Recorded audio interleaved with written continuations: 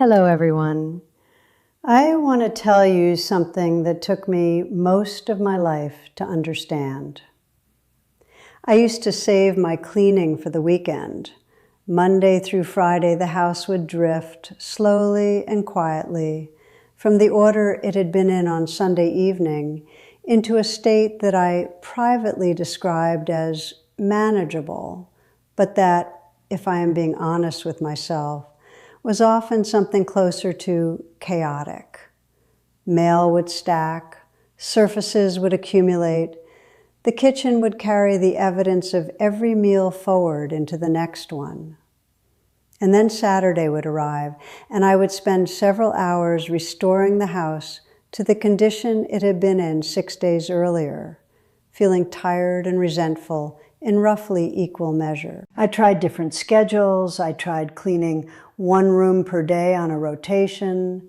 I tried doing everything in one long Saturday push and then again on Wednesday. I tried dividing tasks between morning and evening. None of it changed the fundamental experience. Cleaning was a project, something I set aside time for, something I powered through and felt relieved to finish. And no matter what system I attempted, the house never quite felt the way I wanted it to feel. It always seemed to be either recently cleaned or in the process of needing it. What changed everything was a conversation with my neighbor, a woman named Edna, who was at the time in her late 70s, and whose home I had admired for the 20 years we had lived on the same street. Her house was always, without exception, exactly as I would have wanted my own house to look. Not because it was elaborately decorated or expensively furnished, because it was perpetually in order, perpetually clean, perpetually calm. One morning I finally asked her directly, "What is your cleaning routine? How do you keep it this way all the time?" She thought about it and then said, "I do not really clean my house. I just do the same 5 things every morning before I start my day, and the house takes care of itself." I am 76 years old, and I have been doing those 5 things every morning for 14 years. My house is the calmest and most consistently clean it has ever been in my entire adult life. Not because I spend more time on it, because I learned to spend the right time on it, in the right place in the day, before the disorder of daily living has had a chance to compound. These are the 5 things. I want to share every single one of them with you.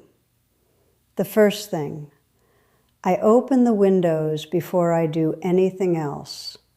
Not after breakfast, not when I remember. Before I do anything else after getting out of bed, I open a window at the front of the house and a window or door at the back. I let the air move through the house for 20 minutes while I make my tea and get dressed. Then I close them and start my day in air that has been refreshed, rather than air that has been sitting in the same rooms, accumulating the quiet heaviness of a night indoors. This was the habit I resisted most when Edna described it to me. It sounded too simple to matter. But I have come to understand over 14 years of practice that the air quality of a home is the invisible foundation beneath everything else. A room that smells clean, that feels fresh, that carries a quality of lightness in the air. That room is already halfway to feeling properly maintained before a single surface has been touched. And a room that smells stale, regardless of how recently it was cleaned, carries a persistent quality of neglect that no amount of visual tidiness can fully overcome. The cross-ventilation matters specifically. It is not enough to open one window and hope for the best. Opening windows on opposite sides of the house creates a current of air that actively moves through every room rather than pooling near the one opening. The air wakes the house up. It is the equivalent of a shower for your living space, a daily reset that costs nothing, takes nothing from you, and changes the atmosphere of every room you will inhabit for the rest of the day. Edna told me that she had been opening her windows every morning since she was in her 30s, regardless of the season, regardless of the weather. In winter, she opened them for 5 minutes rather than 20, and accepted the brief cold as the price of the freshness. I have done the same, and I have never regretted a single morning of it. Tell me in the comments, do you open your windows every morning, or is it something you only do when the weather is particularly inviting? I find that most people open windows far less often than their homes would benefit from, and I am genuinely curious whether you have already made this a habit. The second thing, I make the bed completely, immediately, without exception. I am aware that this is the most frequently given piece of home advice in existence. I want to explain why I give it anyway, because the reason I do it is not the reason most people give for recommending it, and the difference in understanding changed how I thought about the habit entirely. The common reason given for making the bed is that it sets a tone for the day, that it creates a sense of accomplishment first thing in the morning, that it triggers a productive mindset. These things may be true, and I do not dismiss them, but they are not why I make my bed, without exception, every single morning, immediately after getting out of it. I make my bed because the bedroom is the room I walk back through at the end of every day, and the state of the bedroom in the evening determines how I feel about going to sleep. A made bed in the evening is an invitation. An unmade bed in the evening is a small but consistent source of low-level dissatisfaction that I had accepted as normal for far too many years.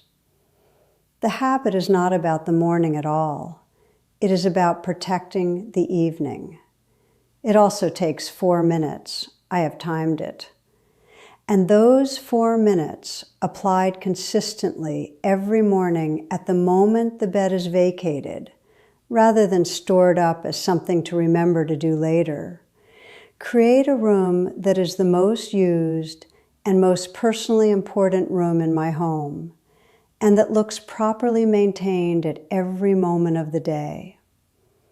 The bedroom does not become a problem I notice and then feel some version of mild guilt about. It is simply done. If you are finding this useful and are not yet subscribed, please subscribe now. Every week, I share what I have learned from decades of paying close attention to how homes work and what actually keeps them clean and calm. I would love for you to be here each week. The third thing, I do one complete pass through every room with a basket. This is the habit that contributes most directly to the experience of a home that always appears to be in order, and it is the one that most consistently surprises people when I describe it. Every morning, after the windows are open and the bed is made, I take a basket through every room of my home. Not a cleaning basket, a collecting basket.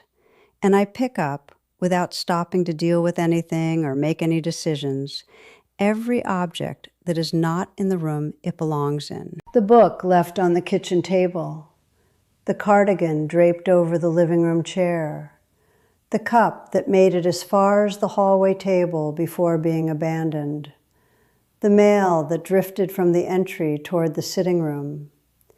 These are the objects that, when left in their wrong places across a day or a week, create the impression of a home in a state of mid-process disorder, even when every surface in every room is otherwise clean. They are the visual noise, and they accumulate faster than almost anything else in a home where daily living is being actively lived. The basket collects all of it. Then, in one return journey through the house in the other direction, I put each item back where it belongs. Not stored away, not dealt with in a complicated way, simply returned to its proper home. The book goes back to the bedroom. The cardigan goes back to the wardrobe. The cup goes into the kitchen. The mail goes to the designated mail area in the entry. The whole process takes between 8 and 12 minutes, depending on what the previous day has produced. And the house, after those 8 to 12 minutes, looks as though it has been thoroughly tidied, even though I have not technically cleaned a single surface. This is because most household disorder is not dirt, it is displacement. Objects in the wrong rooms, doing nothing there except making the room feel unsettled. Return them to their proper places, and the rooms immediately regain their calm. Tell me in the comments, do you have one room in your home that consistently becomes a landing zone for objects from other rooms? Most people do, and the basket habit is specifically designed to address exactly that pattern. I would love to know which room it is for you. The fourth thing, I wipe the kitchen counter and the bathroom sink before I leave those rooms in the morning. This one sounds almost insultingly small.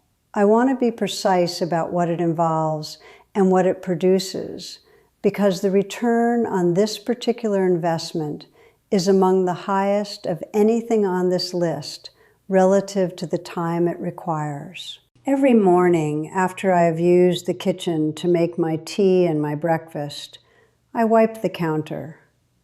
Not a thorough clean, not a scrub. A single pass with a damp cloth, taking perhaps 45 seconds, that removes any crumbs, any splashes, any evidence of the morning's food preparation. The counter is clean again before I have left the kitchen. Every morning, after I've used the bathroom sink to wash my face and brush my teeth, I wipe the sink. A single pass with a cloth kept specifically for that purpose, taking perhaps 30 seconds, that removes the toothpaste, the water spots, the fine dusting of whatever the morning's routine has left behind. The sink is clean again before I have left the bathroom. These two actions, which together require no more than 90 seconds of my morning, mean that the kitchen and the bathroom, the two rooms in any home that deteriorate fastest and most visibly, are reset to a clean state every single day. Not weekly, not when they have accumulated enough to require a proper cleaning session. Every single day, which means they never accumulate, which means the kitchen counter always looks clean when I walk into the kitchen, and the bathroom sink always looks clean when I walk into the bathroom. And the particular mild depression of a home where functional rooms look like they are being used but never quite maintained simply does not exist. Edna was the one who made me realize that I had been thinking about cleaning these surfaces in completely the wrong way. I had been waiting until they needed cleaning. She had never waited a day in her life. She cleaned them the moment after each use, as a natural part of the routine of using them, the same way she rinsed a glass immediately after drinking from it, rather than leaving it for later. The mess never accumulated because it was never allowed to begin accumulating. The fifth thing, I spend 5 minutes doing what I call a visual close. This is the last of the 5 habits, and the one I do immediately before I sit down to my first proper activity of the day, whether that is reading or making a phone call, or beginning whatever the morning has in store. The visual close is exactly what it sounds like, a slow, deliberate walk through every room in the house, where I look at each space not as someone who lives in it and has stopped seeing it, but as someone who is seeing it for the first time. I look at the living room and I ask myself, does this room look the way I want it to look? Is there anything that is slightly wrong that I can address in under a minute? A cushion that needs straightening, a curtain that has drifted to one side, a lamp that has been nudged out of its usual position, a small object on the coffee table that would look better elsewhere.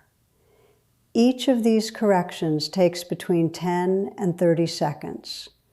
Together, they cost me about 5 minutes. What they produce is a home that has been deliberately seen rather than simply inhabited. This is a distinction that took me years to properly articulate, but it is the one that matters most to how a home feels. When you live in a space for years, you develop blind spots. You stop seeing the small things that are slightly off because they have been slightly off for long enough that your brain has classified them as the normal state of affairs. The visual close forces you to look with fresh eyes, and the corrections you make in those 5 minutes are what distinguish a home that is technically clean from a home that actually feels beautiful to be inside. Edna called this her walk.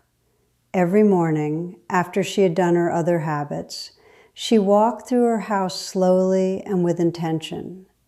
She was not looking for problems.